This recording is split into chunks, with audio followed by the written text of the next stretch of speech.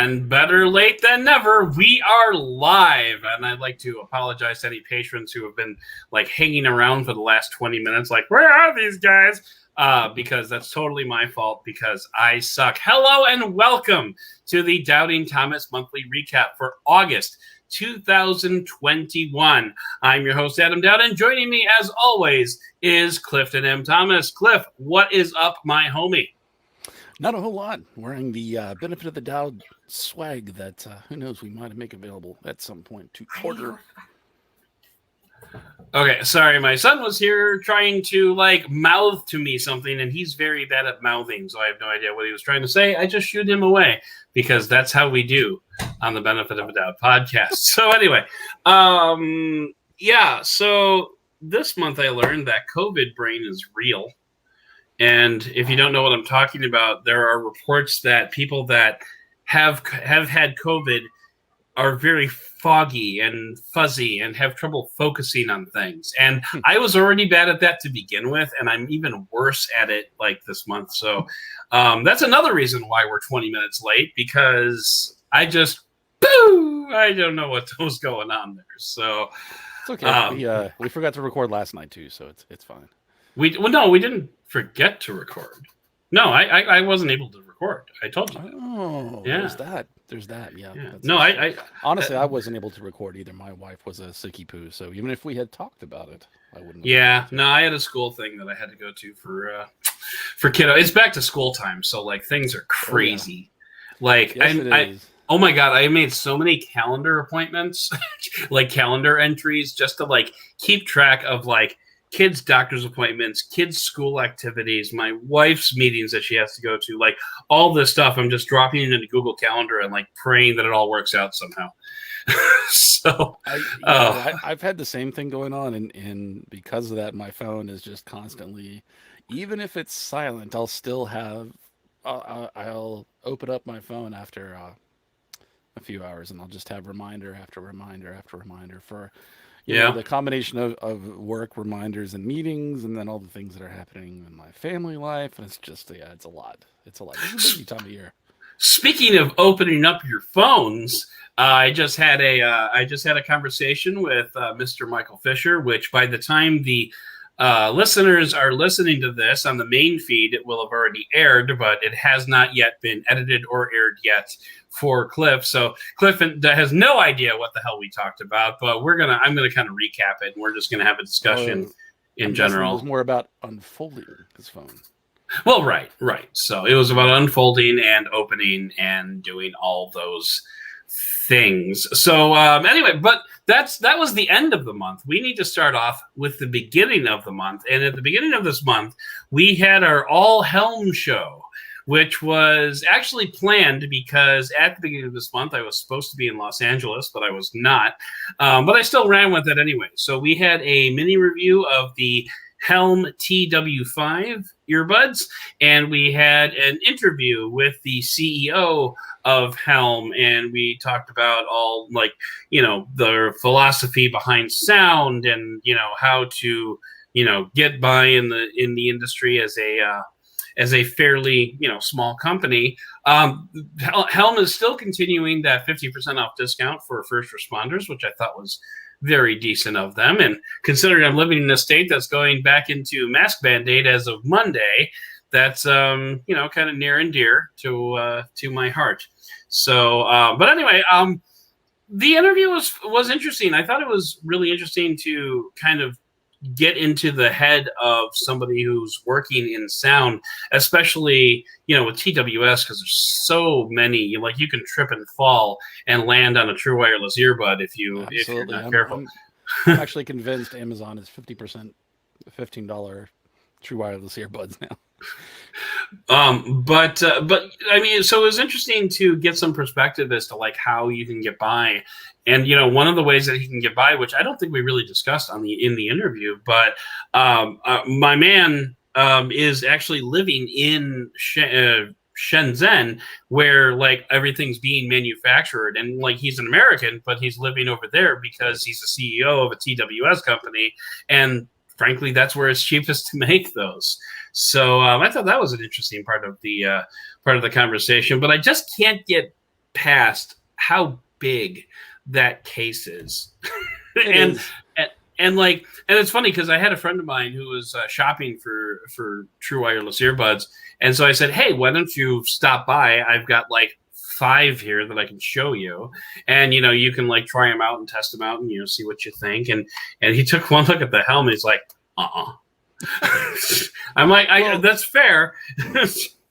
But the thing that was so funny in conjunction with that point was that you made sure to call him on the fact that this has micro USB. And yes, his explanation was so that they can make the case smaller. And I'm like, what was it like with USB-C? I know, seriously. With like USB-C, it was like a backpack you had to put on a separate power pack on it. and listeners, trust me, I am still regretting the fact that I did not stop the interview then and there and say, dude. and hold them up to the camera and say, dude, this is not small. And especially since if memory recalls, I had the Samsung Galaxy Buds Pro 2 like on my desk during the interview that I could have very easily just picked up and said, small, not small. But I just didn't want to be a jerk. I have to wonder because when you're a small resource company like that, right? A lot of companies like that will actually use like an ODM like case and maybe the innards, and then they'll put the money into the internals and their engineering. I don't know if that's the case. This is definitely not the case for Helm. So for the case in Helm's case, they designed everything from the ground up, and you can tell because like the outside of the Helm is this like diamond kind of pattern to it that like if it were like white, it would actually look like diamond studded on the outside. Like that's kind of like the geometric pattern that we're talking about. And one thing I don't want to get hung up on the outside of the earbuds, but like the one thing that like these earbuds, two things actually that absolutely stand out, heads and tails, and I have yet to find another pair of true wireless earbuds that actually mimic this, is battery life and noise isolation. Now, the earbuds do not have active noise cancellation, but the isolation is honestly so good you don't need it. I mean, it is just baller isolation. And if I want to go back to it for anything, like these might be my full-time like bike riding earbuds, because like and I mentioned this in the interview, like when I'm riding my bike with any other true wireless earbuds, I get the and actually that's not an accurate representation. It's more like it's like I sound like I'm hawking up a hairball, but it's like the occasional like wisp of wind that like makes it into your earbud. I'm sure you probably know what I'm talking about. It sounds like buffeting because it does. Riding. Yeah, and like there's just none of that with these Helms, and also add into the fact that these earbuds just keep on going. Like I don't know how they lasted as long as they did, but it was like 3 weeks before I had to recharge this case. It was amazing. So, but like all that being said, there are definitely compromises. You don't get the ANC, so they probably wouldn't be necessarily all that great on like an airplane or something like that. But overall, I mean, like if what you're looking for is isolation and battery life. So if you're like working out, this is probably a good choice for you. Do they have an IPX rating? I do not recall off the top of my head. I would imagine though, with them being marketed to people that are like first responders and stuff like that, that they would have some kind of sweat resistance and stuff like that. Those people work out a lot, generally speaking. Especially that's true. Fighters and stuff like that. So that is true. Although that being said, I would be very surprised if they did have an IP rating, just because the cost of getting the certification. Mm-hmm. Right. So. Sorry, I've got a dog like moving around in the background. You know what? That's just how this podcast works. Don't even take that out. Just sounds like it's Christmas time and you've got jingle bells. Right? Yeah. Don't even take that out of the edit though. I want all this in there. So, and by the way, to those who are listening to the high quality feed, This will be an edit or a Cliff Thomas joint. So he is doing the editing on the Douding Thomas monthly recap, at least this month, until he gets to next month, and he's like, I'm not doing that anymore. So, and which I totally get. But no, he's amazing at sound editing. And honestly, this may be the best sounding podcast of September. So we'll see. I highly doubt that. It's been a while since I've edited a podcast, so I'm gonna have to. Let's see if I can get the sound effect here. Crack the old knuckles. Get the knuckles cracking going. Yeah. So, but anyway, moving on. It was, these are decent earbuds. I like them. I wish they had ANC. I wish your camera would focus back on you. That AI is not doing good things right now. But the current, there we go. The current set, gone. You were just not there. It had a very fascinating look at your lamp that's on the thing behind you. So the next week, after we did the Helm interview, the next set of earbuds that I moved on to after the Helm earbuds were the TCL Move Audio S600s. I think I got that name right. And I was reviewing those because I was using them along with the TCL Pro, CCL 20 Pro 5G. And allow me to echo the sentiments of, I think it was Sean Riley, who said, can 2022 finally be the year that we drop the 5G from phone names? And I'm pretty sure we've said that on the podcast too, but seriously, we gotta lose that. So the TCL 20 Pro 5G, our full review dropped, and actually I don't have that phone anymore because as soon as I was done with the review, it winged its way over to Cliff Thomas. So rather than focusing on what I thought about the phone, I'm kind of curious as to what Cliff thinks about the phone. So let's get your mini review of the TCL 20 Pro, and right now. And go.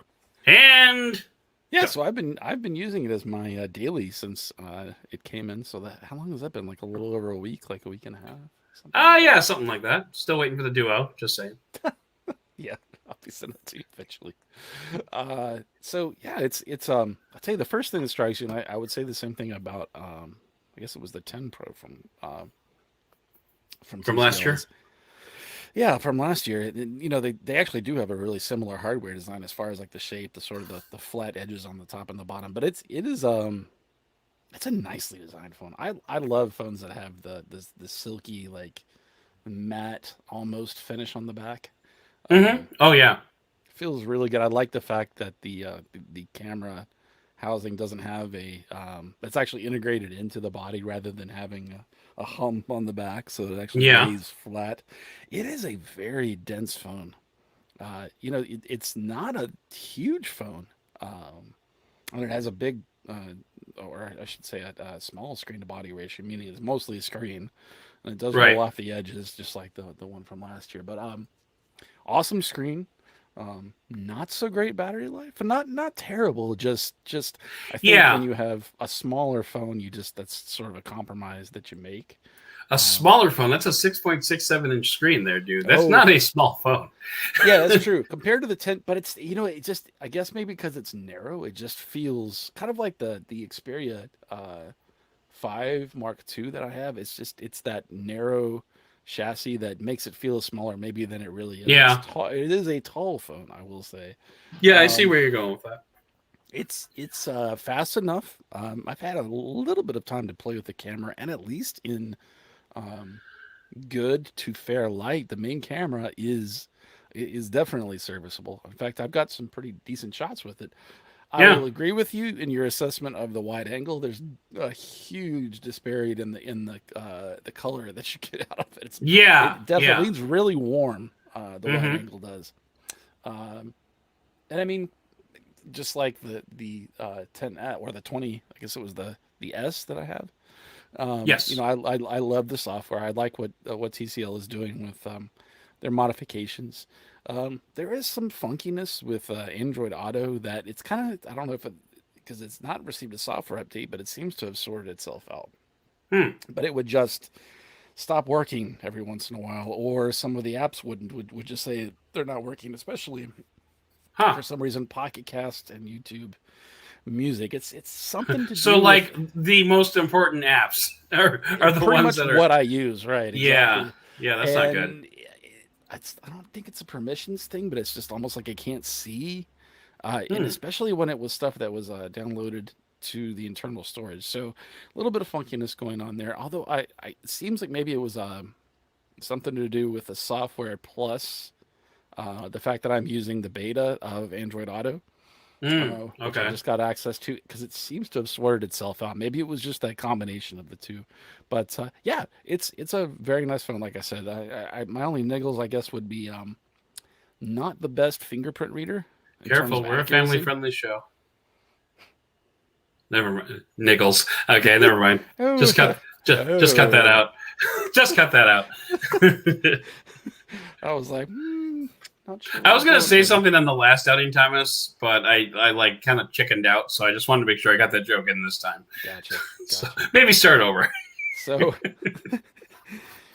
yeah, so a very pleasant, nice phone to handle and use. My only two things, I guess, what I would call niggles. Oh, would be the fingerprint reader is not always the most accurate. Hmm. So I have a lot of fails with it compared to a lot of other under display fingerprint readers I use. And then, like I mentioned before, the battery life is definitely not one of its strong suits. But Yeah. with almost any phone, you make some kind of compromise. So It's the battery life is definitely not terrible, but I think in a year where we've cycled through some phones with some pretty darn good battery life. yes, You know, absolutely. the one that when you have great battery life from every phone that you've used, and then you just get good battery life, you're just like, Yeah, the it's like a sliding scale, part of that too basically. is just anytime I move into a new Android phone, it seems to take a while in order to sort of settle in. The AI kind of gets used to what you use more, and then optimizes the phone to you a little bit. So I did notice it got a little bit better. I will say that it's definitely the battery life is definitely better than the Surface Duo. That's definitely one of its weak points, which I don't even think I mentioned in the review because I was doing kind of a different style of a review. But yeah, what I was coming from was the Pixel 4a 5G, which has outstanding battery life. Yeah. Oh yeah. So I can't imagine what the 5A is going to be like then, I'm because it so was excited to already that find good. out.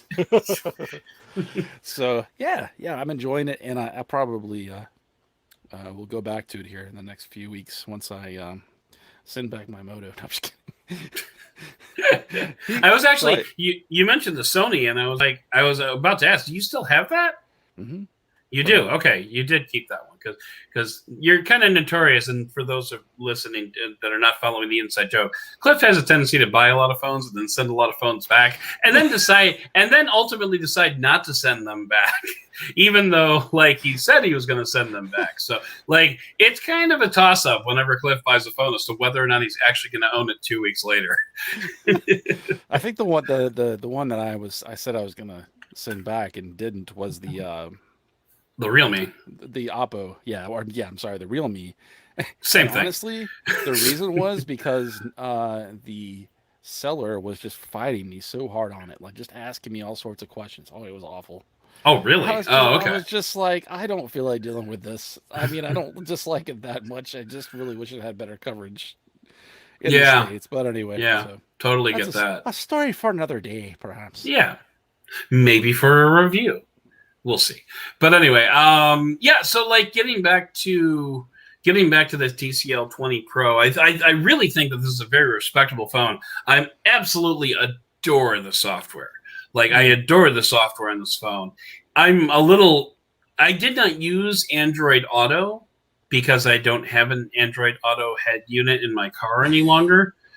So that's one thing that I definitely cannot compare with you on that. I did use the pseudo, what do they call it? Google Driving Assistant or whatever it is when you right. like are when you're navigating and you have like the Pocket Cast open and Hmm. like the bottom. So I used that a lot and I never had a problem with that. But that's obviously apples and oranges. So Well, there's really no.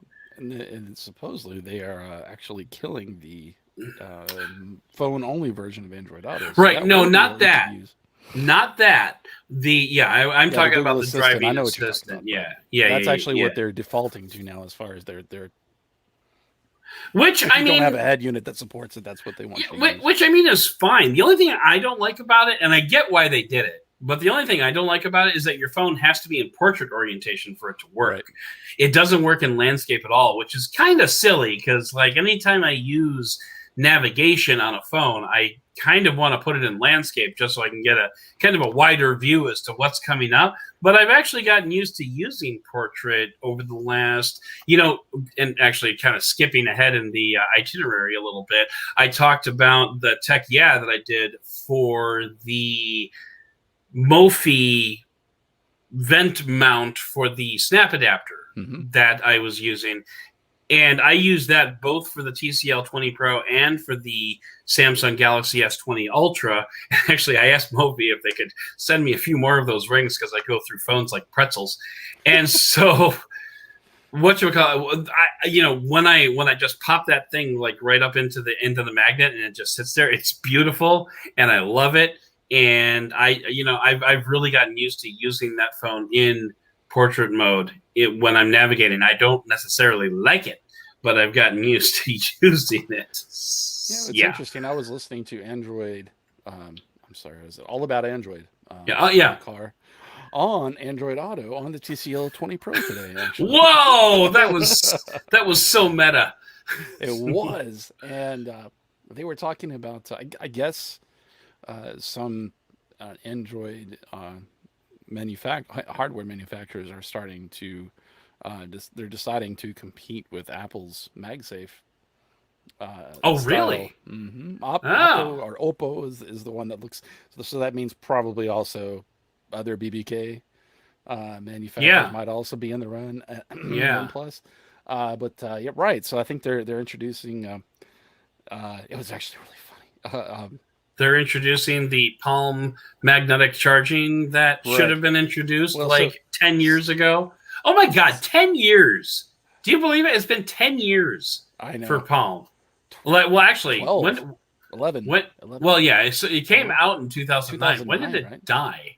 Was it 2011 or 2012? Maybe it was 2011 or 2012. Yeah, it was one of those two. I'll have to look that up.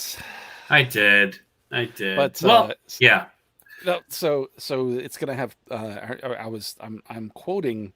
I guess she's friend of the show, but Flo. Flo. Flo. She's been on the show before. She's a friend. Yeah, I was gonna say. Oh, that's right. She was on with Jason. With Jason.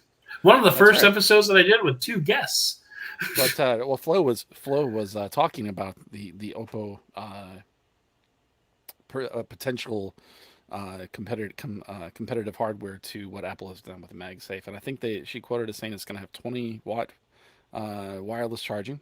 That's which is pretty cool, and all the things you would expect, like the battery pack. But the thing that made me laugh, and this is just because this is like Android nerd humor, because she is an Android nerd, and she writes for, I believe, Gizmodo now. Yeah, and she said they're calling it Mag VOOC, and I've been trying to figure out what VOOC is, and I couldn't figure it out before my story went live. And if you know anything about Oppo, which a lot of people that aren't like, they use the VOOC charging. VOOC, exactly. Yeah, that's all it was. It's their name for their high powered charging. And I was trying not to laugh at that. I'm like, wait, she can't hear me.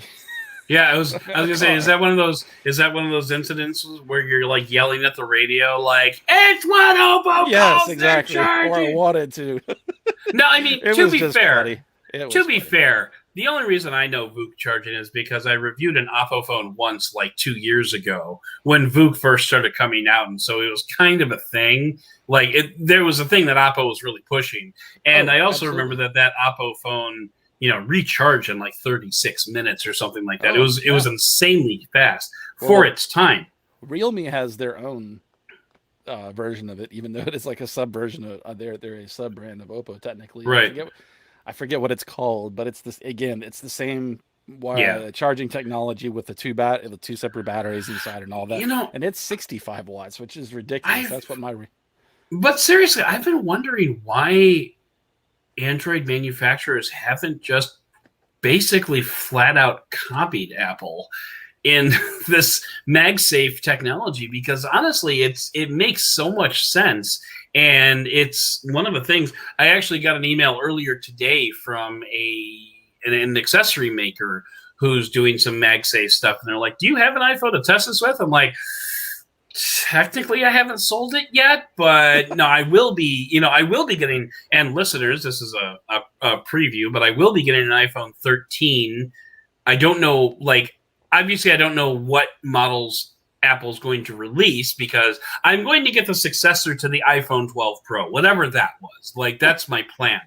So they were asking me well, do you have an iPhone to test this on? I'm like, well, I actually have an Samsung Galaxy S21 Ultra I could test it on, because it's got the same, it's got the ring adapter from Mophie, but I don't think they would appreciate that. So I'm just going to hold that off until we do the iPhone coverage later in September. Actually, I saw a tweet saying that the event was going to be the week of the 17th is when the pre-orders are going to open, and then they're going to ship the following weeks. So we'll see. Have they announced an event yet? They haven't announced the event, but both John Prosser and Max Weinbach, excuse me, they haven't announced an event just yet, but both John Prosser and Max Weinbach confirmed each other's dates of this, pre-order on the 17th. I want to say ship on the 24th. So that puts our iPhone review at probably October. Yeah, I was going to say first, second week in October. Yeah, something like that. I don't know if I'll do 2 weeks on turnaround on that. I might do 3, just because it's a fairly significant device, and I want to make sure I, cover everything and get all the photo samples I need and yada yada yada. Right. But it doesn't matter. We'll be back in lockdown by then anyway, so I'll still only be taking pictures of my backyard because that's how we do with the backflips of your daughter on the trampoline. Yeah, well, she'll be out of her cast by then, so maybe. Oh, that's right. Yeah. So, anyway, we should move on. I don't even know what the heck we're talking about anymore, because we went on we're talking about we went on 4 tangents there. We went from charging to all about Android. Yeah. To the iPhone. It was all connected.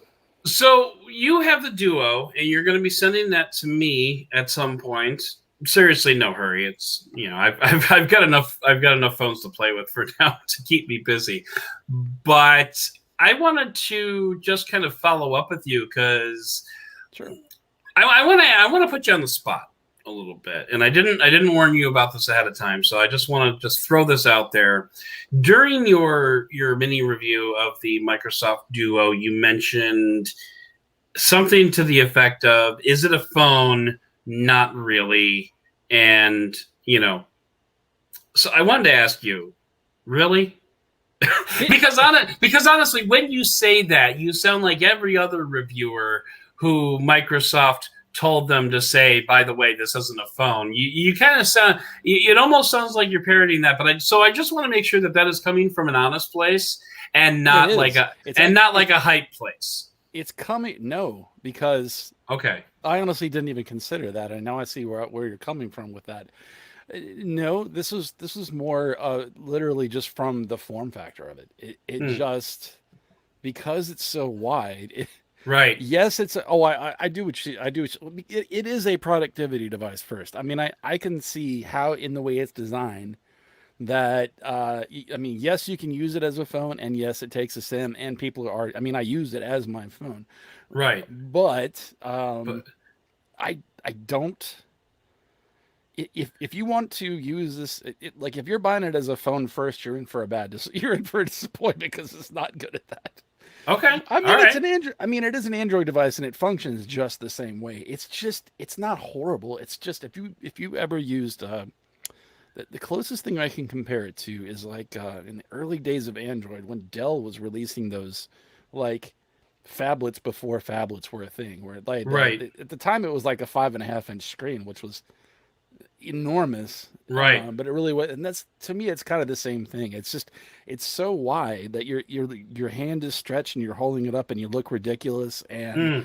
as I said in the review, like having a smartwatch, especially one that you can make voice calls on, makes your life a lot easier. Okay. All right. That's legit. Now, one thing I wanted to ask was, so basically you think that this is a secondary device that people should carry with them in addition to a smartphone. Is that?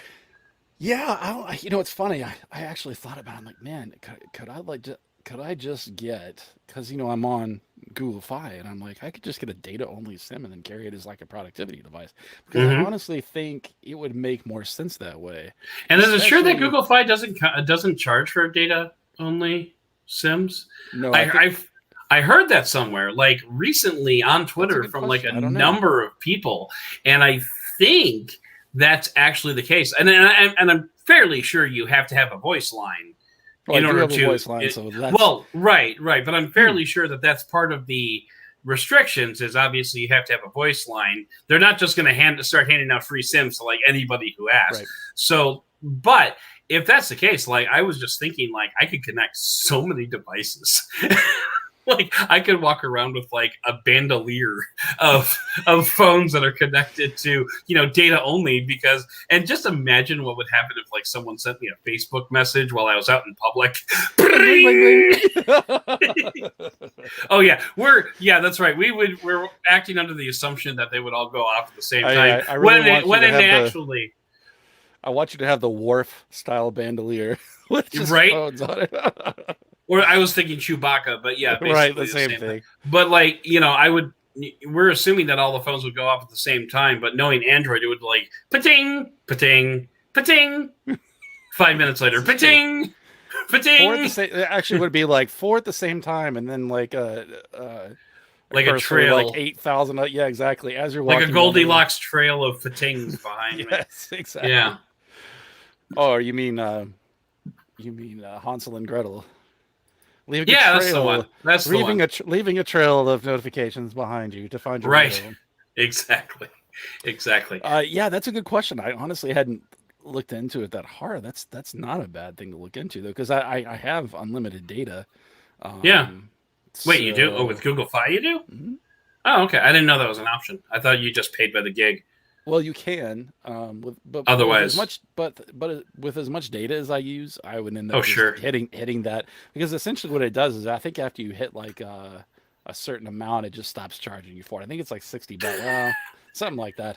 Yeah, it's $10 per gigabyte up to a certain point, and then it just okay, that's how it works. Gotcha. But if you don't subscribe to the unlimited plan, I forget what they have names for their different tiers of stuff. I forget. Of course they do. Yeah. Because they're a carrier. So they have. So yeah, that's an interesting point. So yeah, I think data only SIM plus maybe getting the Surface Pro X Pen, that one specifically, the one that's a little flatter that attaches magnetically to it, would be a nice combination. But then I'm not sure I want to be the guy with the like I don't wear cargo pants to work, so I'm not sure how. I mean, maybe in the wintertime when I would. Jacket. I would. Well, I can't. Oh, well, then that's just a little more formally dressed. Indeed. So. But so I just think I'll be able to make that determination for myself when it arrives, if it arrives. Anyway, I'm just giving you crap. Sorry about that. But no, like when it gets here, I'll be able to make that determination for myself. I just wanted to make sure that wasn't like that you weren't being influenced by the influencers, as it were. But that's okay. So I was going to think if I could think of some random product and be like, by the way, I've been using this and you can buy it here. But no, I can't think of anything. So that joke is lost. Yeah, no, it's cool. Now I'm going to skip over the Samsung Unpacked show that we had on the 15th, and I'm going to go directly to the Lenovo laptop show that we did. And I'm going to address something with the audience right now. Folks, anytime that Cliff and I have a back and forth on any type of product, whether it's the Lenovo laptops, whether it's tablets in the future, whatever it is, I don't think we're going to bother covering it on the Doubting Thomas monthly recap because, frankly, anything that we would have had to have said about it would have been said during the back and forth. So, I mean, I really don't think there's any need. I mean, like, do you have anything that you wanted to add about the Lenovo laptops that we just talked about, like, seriously a week ago? I mean, I don't think there's really much more that needs to be said, right? Not off the top of my head. I continue to enjoy using this particular model, and I don't think there's anything that we missed because, we are doing things like that unscripted. It's not like we are even we're not even going off of a doc. Maybe you are. Right? No. Lenovo is definitely not sending us talking points. No, they're not actually. I'm just messing. But one thing that we could talk about is this latest thing that I got from Lenovo. Oh, this thing is so huge. You want to know how big this thing is? The USB-C ports are in the back. Like, this isn't even a workstation. It's a ThinkPad P15 workstation. Yeah. Yes. I mean, this thing is a freaking monster, and this is the power adapter for it. I'm gonna hold it up in front of my head so you can get like an idea as to like how big this thing is. It's amazingly huge. That's pretty standard for the workstation. Oh, so I know. Does it have a mobile Xeon? It does not have an optical drive. I was a little disappointed by that because honestly, I thought it might. But I'm sorry. What was the question? I said, is it like Xeon processors with like a Quadro P something GPU? I haven't even powered it up yet. But you know what? Let me. What I can do is I could just go ahead and read off the specs on this because it's a monster. Let me tell you. The P series, if I remember right, is like their competition for like the Precision series from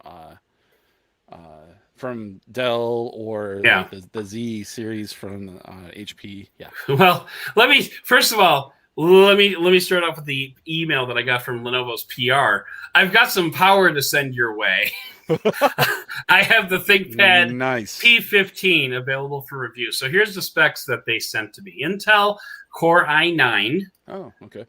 Which is a 5 gigahertz processor, and an NVIDIA RTX A5000 series graphics card with 16 gigabytes of graphics RAM, of VRAM. VRAM is what it's called, right? I don't do laptops. Sorry, folks. And let's see. It has 32 gigs of memory. Oh my God. I know. And by the way, that's two 16 gigabyte chips. It has 4 slots available. So you can add up to 128 gigabytes of memory. The SSD is I'm sorry, it's not an SSD, excuse me. No, it is. It probably has an SSD and the option for like a 2.5-inch hard drive. So it has a 1 terabyte SSD. And its storage support is up to 3 SSDs, up to 2 terabytes each.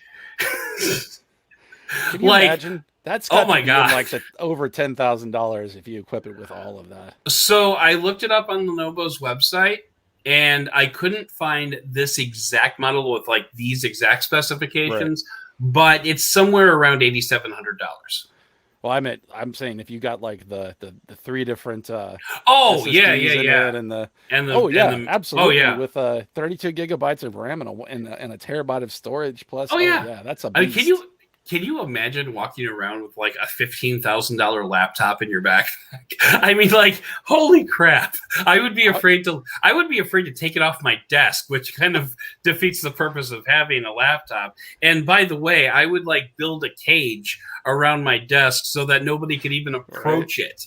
Oh my God! Like, and like just the fact that they sent this here, and so like. Some of the testing that I plan to do with this thing includes like we were talking about it offline, but like Microsoft Flight Simulator for sure, and I'm gonna asking in our Slack about a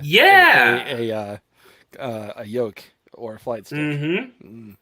Yeah, so I'm gonna start off with an Xbox controller and see how that goes. but I'm also planning on running my Oculus Quest off of this, so I can play a game like Half-Life Alyx or something like that. Like this is going to be some. I'm going to be putting some heavy loads on this thing, and I'm probably going to do. And I was thinking originally I would do like a comparison with the MSI laptop that I have as my daily driver, but I mean honestly, they don't compare. It's like the MSI is obviously more powerful than any other Lenovo laptop that I've gotten so far. Not a hell of a lot more, but it is more powerful, like just with the discrete GPU and everything. But like compared to this thing, my God, I mean, this thing weighs 6.5 pounds. It's like, which I mean, I know for a workstation, it's not that much, but good Lord. No, it's about average. Yeah. I'm looking forward to, I haven't even turned it on yet. So, just because I come up with the new 4K rendering test that you've been talking about. Yeah, maybe, I don't know. We'll see.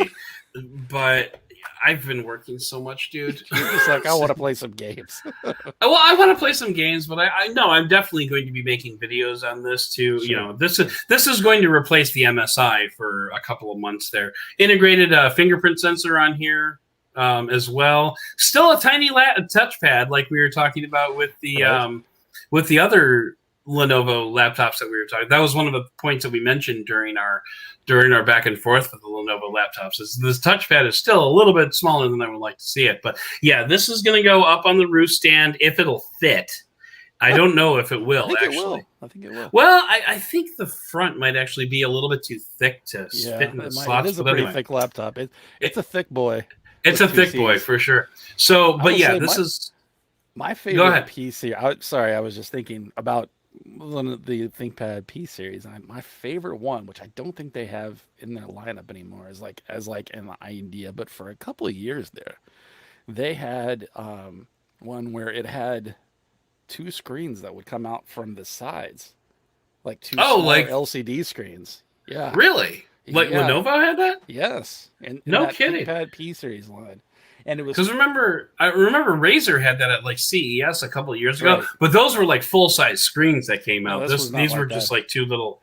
Yeah. Okay. And I've seen like accessories that you can get that'll power screens that'll go onto either side, and you can also use Space Desk, which I've talked about on the show, which is fun. And Space Desk is the software that allows you to turn like an Android tablet into like an extension for your desktop. I've got a Lenovo actually tablet. I put it in a drawer, so I don't have it with me right now. I've got P13. Is that right? Yeah, no. Well, I've got the Yoga 13. I'm not using Space Desk on that just because that actually doubles as a second screen. But no, one of the Lenovo tablets that I did last summer. Remember the M series? Mm-hmm. Yeah, the M series ones. Mm-hmm. Which is nice because it has the stand that it sits in. So like I don't even need to like prop it up on anything. I just set it into the stand. It stays charged, and it's my little Netflix machine and my little YouTube music machine down at the bottom there. So, and actually, try that out. Yeah. So anyway, we should move on to the last thing that we're going to talk about. And there's actually 2 things that we're going to talk about because we had a Samsung Unpacked show where we kind of broke down everything that was coming out of Samsung Unpacked. And then at the last show of the month, which again has not been edited yet, but I sat down with Michael Fisher, brought him back after 18 short months to talk about Foldy Boys once again, because he's obviously been playing around with the Samsung Galaxy Z Flip 3 and the Z Fold 3. So those 2 kind of dovetail nicely together. But before we get to that, we need to do some patron shout-outs, don't we? Before you do that, I was going to tell you, it was not 2 screens, it was 1, but I dropped it into the chat there if you want to take a look real quick. Okay. So it's a 17-inch screen is the main display, and then it had a 10.6-inch display that came out of the side. That's cool. That's really cool. I would love it if it came out of both sides, to be honest. But Yeah. I swear I thought they had one, but this is what I could find just in the quick search that I did. But yeah, it was just at the time it was interesting. So sorry, patrons. We definitely did mention you now. I just I wanted to show that to Adam because it's an interesting blast from the past there. Yeah. And I'll start over. So if you want to edit that part out, you're certainly welcome to. Or if you just want to edit this particular section out and go, whatever. But so yeah, let's do our patron shout outs. And starting off the top, we have Cliff Thomas, who is again still paying me to be on the show. Oh, I love you, Cliff. And we have Mike Hahn, friend of the show. We have Scott Brady, and we have Neil Wilson. And we have Michael Kepper, and we have Josh Stone, and we have Zachary Palmer. And that is all very awesome. Michael Kepper is leaving you all in the dust in terms of like total donations thus far, and I appreciate that. But yeah, so thank you very much to everybody. Those patron shout outs go to anybody who does a $5 a month or more contribution to the Benefit of the Doubt podcast. Everybody is a friend with benefit, but those folks are special, so they get a shout out. And I thank them. All I know is I just got keppered. You have been keppered. So moving on, let's get to the Galaxy Z Fold 3 and the Galaxy Z Flip 3. I will be getting these phones in to my labs to play with, not for the Benefit of a Doubt podcast, but actually for Digital Trends, which is kind of awesome. And you just leaned in towards your screen, so your camera just went completely gaga. So I'll be getting these phones in, not for Benefit of a Doubt podcast, but for Digital Trends. But that being said, I'm still, I'm still going to be using the phone, so I still will be able to give opinions about the phones. So stay tuned for that. I got to say, of the two, I'm actually more excited over the Flip than I am the Fold. And there's a lot of different reasons for it. Yes, the fact that it's below $1,000 is good. Like that's an amazing accomplishment, considering you can hold up like an iPhone and a Galaxy Z Flip 3 and say, these both cost the same thing. Which do you want? And I mean, I gotta be honest with you. I'm a little afraid of the person who's not at least a little bit tempted to go with the Flip. Pause for a second. You done? No. Is the red light on? Is the air conditioning back on? Is the sign still on? No, I'm not. Am I still talking to my screen? No, I am not done. Good Lord. You can take that part out and not tell the audience that I'm a terrible father. Somebody just got daddied. Yeah. So yeah, you can hold up both of those phones and say these both cost the same amount of money. And I gotta be honest, I'm a little afraid of the person who's not at least a little bit intrigued by the idea of the Flip. Now, the battery life, by all reports, is kind of bad because it's a 3,300 milliamp hour battery. You've got the screen on the outside, which is supposed to prevent you from opening up your phone as much, which, okay, I kind of get that, but at the same time, that's not awesome. But Samsung made these things water resistant.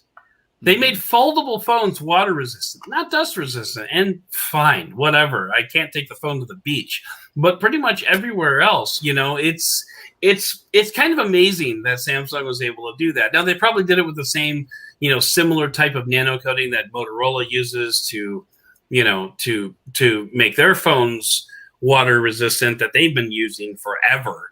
So it's probably similar technology there, but still, just the fact that you can drop this into a puddle and it's going to be fine.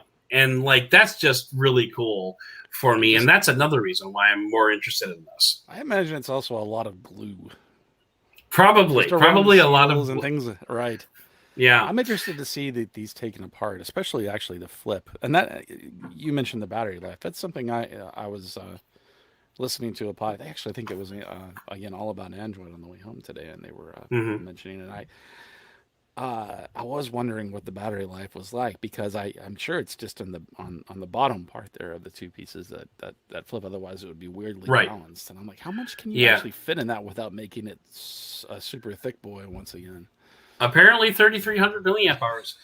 Or is it 3,100? 30 something. I don't know. 30 something. I don't know it off the top of my head. But I will say, like, maybe I'm the person you're wondering about because, granted, I have not owned one and I haven't handled the flip. I have handled the last generation Fold just in Best Buy. So okay. the difference is, so you have had what, like a month or so with I had 2 the months with it. two About months that. with it. So I mean, I can see that being one reason you would be more interested in the flip this time around. Now, I am very impressed with the fact that they could get it down to $9.99. I mean, that's not Mm-hmm. impulse buy territory, but it's to the No. point now where, but with this phone feels to me like the Razor, not the current one, but the Moto Razor from the early 2000s. In that, I feel like the flip is less about utility because I mean when you open it up, you're just getting a regularly A sized regular phone phone. screen. Yeah. And then yes, it is smaller in terms of the height, but when you fold it, it's thicker, so it's still a wad in your pocket. So to me, it's like a conversation starter, and there's just something very I don't know if you can say sexy about a phone in general, but You I probably think shouldn't, but you can. right. I'll see you later, Flip. Hey, how you doing? Hey, how you doing? Now, Anyway. but to me, I don't know. I guess the having owned the original flipping razor, I felt like it was neat, right? But I just didn't see the added utility with it, and so I was just kind of like, Hmm. well, why am I paying extra for this? For an inferior set of cameras compared to something that you could get for the same price. Yeah. And so but that's the practical side. I mean, I get why people would want it. It is something different, which is something you can't say about a lot of phones in this day and Yeah. age. Yeah. And I will say it is a very good looking phone. I especially like the cream color. I think Samsung is trying to address those usability concerns, both with the hinge that it integrated into it, with like the standing up on its own hinge and using it as a Right. tripod, using it for Zoom meetings, stuff like that. There's a few apps that have been optimized to use like the top half, bottom half of the screen, that type of thing. Also with the outer display, making that much more usable so that you can get your notifications on it. You don't necessarily have to open up the phone. So I think Samsung's trying to address that with Right. those extra usability features. Now, will those ultimately compound to, oh yes, you should definitely get this over an iPhone? I don't know. I don't think so. What I do know is that it came out this weekend. We discussed this on the on the podcast this coming weekend. But Samsung has received over 800,000 pre-orders for folding phones based on Unpacked, which is 10 times more than it received for the S series.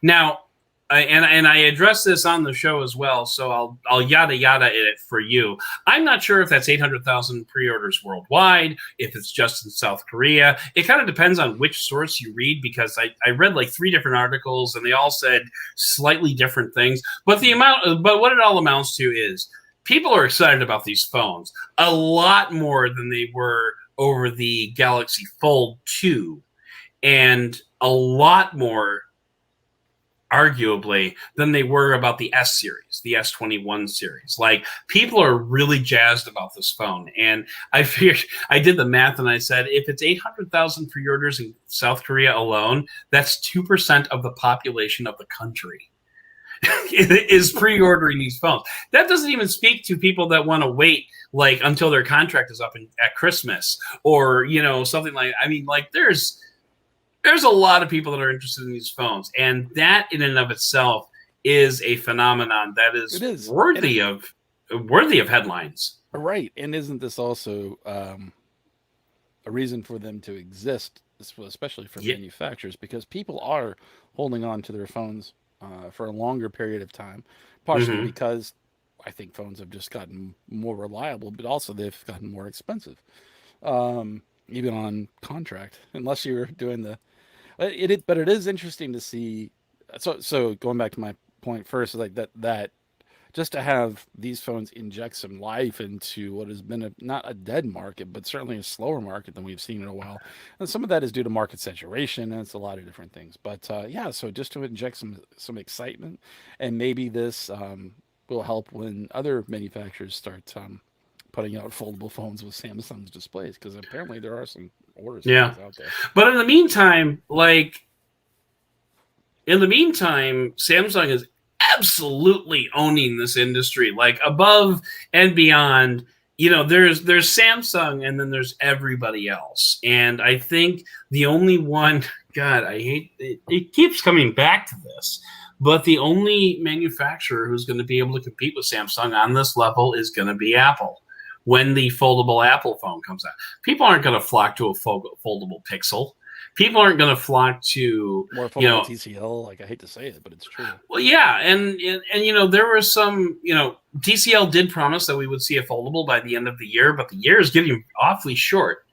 And so I don't know anything. I don't know anything beyond, but when I was talking with Michael, he seemed to say we've probably seen the last foldable of this year, and if anybody's in a position to know, it's probably him. And his reasoning is sound. The main reason why you can suspect that we're not going to see any more foldables this year is because there have been zero leaks about anything beyond the Flip and the Fold. Like, those were the last two phones that were leaking.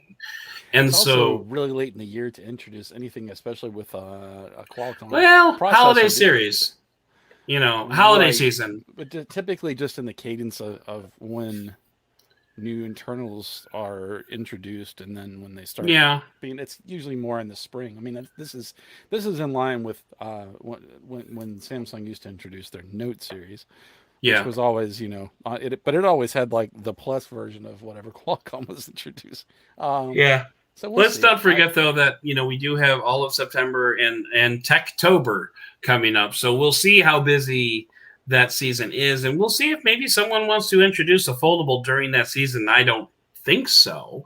I'm looking back, and I remember we were talking about TCL. I remember TCL did release their first 5G phone in October of last year, like late September, early October. They had the Verizon exclusive. So it's not crazy that That's TCL could drop a phone later in the year, but at this point, you would have thought we would have seen more leaks about it. Although, actually, right. now that I think about it, we didn't see a whole heck of a lot of leaks about the TCL 20 Pro series, 20 No, we series didn't. coming out.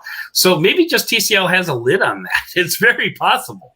So I know I tried to talk to their PR I department, just and feel like Samsung has got such a um, a lead on everybody else that it's a it's massive gonna, head start. oh, it's ridiculous. Yeah. And I even wonder if we're going to see another Moto Razr. Yeah, I don't know. Well, and also remember that the Motorola Razr first came out in very late December of 2019. So, it's very possible that Moto could drop something. And if I remember correctly, wasn't the Razr introduced late December of 2019, but not actually sold until earlier in 2020, if I remember I believe correctly? that's correct. Yes. Because you know what it was? It was, I remember now. They had an event on the West Coast, December of 2019, and then they had that event in February of 2020, which was right pre-pandemic, where Michael That's right. Fisher didn't attend because he was sick with probably not COVID, but probably COVID.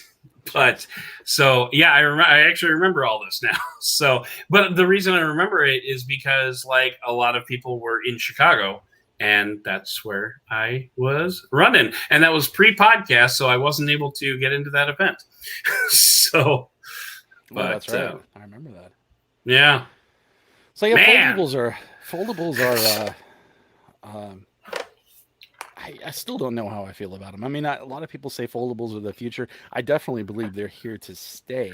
I think they're a part of the future. I don't think they are the future. They're going to be a part of the conversation for a long time, and I can't really think of a suitable